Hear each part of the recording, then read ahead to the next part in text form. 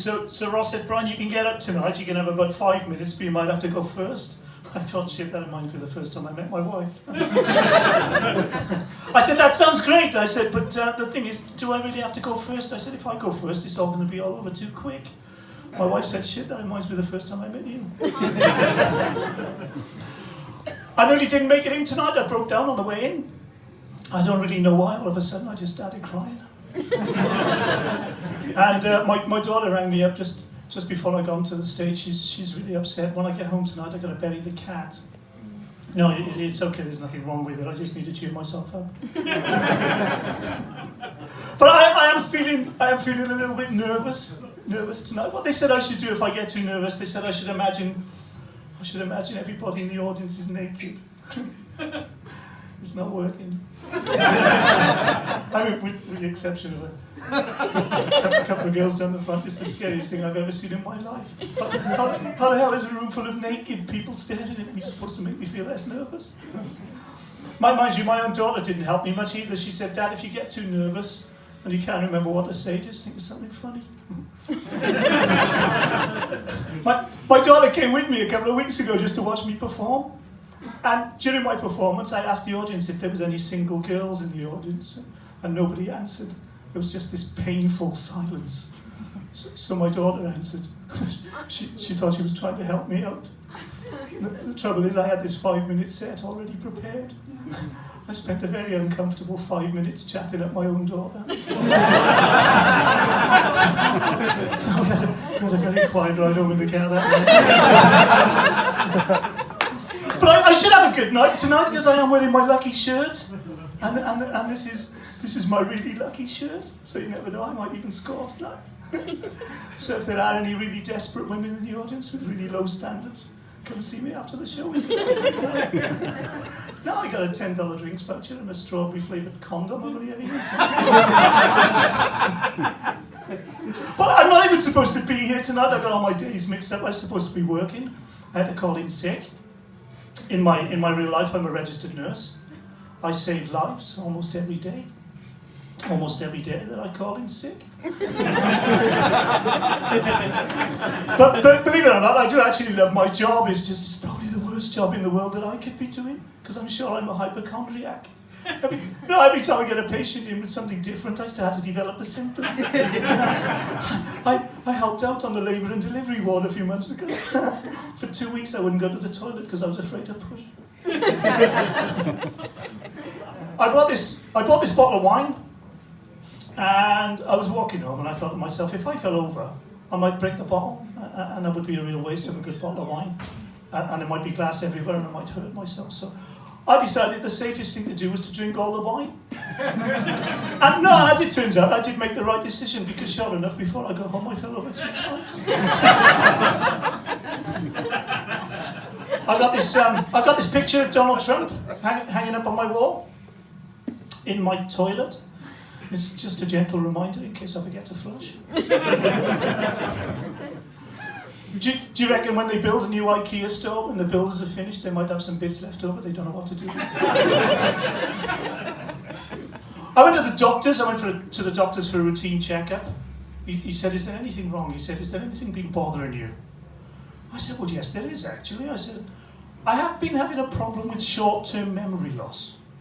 He said, well, that's not serious. He said, it's quite common for somebody of your age. He said, is there anything else that's been bothering you? I said, well, yes, there is actually. I said, I have been having a problem with short-term memory loss.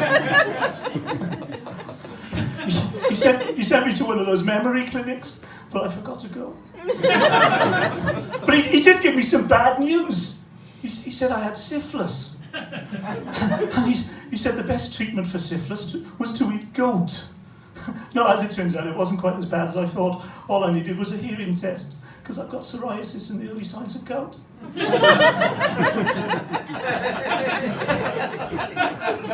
There was this emergency at work. Somebody shouted out, does anybody know CPR? Yeah.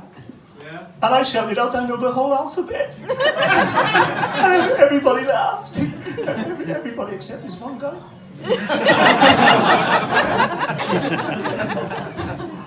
I decided to try and sell my prize-winning pet budgie, but the budgie died. I decided to try and sell him anyway, but he's not going cheap. My wife said the other day, she said, when we retire, and we haven't got to get up for work anymore, she said she wants to have sex 7 days a week. I said, well, that's fine by me. I said, put me down for Saturdays. I did get into a little bit of trouble. My wife asked me if I thought she was putting on any weight.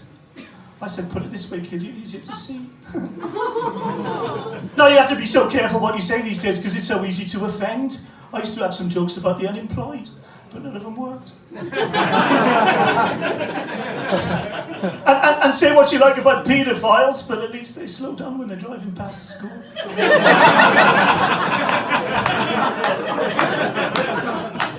I had a bit of a goldfish issue. I had to take my goldfish to the vet. I think there's something wrong with him. I think he's got epilepsy. No, he's fine when he's in the tank, but as soon as you take him out. and last week was the anniversary of my mother's birthday. We took some flowers to the cemetery. I hadn't been there for a while. We walked around for nearly an hour trying to find a grave. My wife said, Brian, you've lost the plot. I sat on the bus. And this girl came and sat next to me. She was stunning. She was gorgeous. She turned around to me. She said, excuse me. She said, do you mind if I do my makeup on the bus? I said, yeah, go for it. I said, but no matter what you do, I said, it's still going to look like a bus.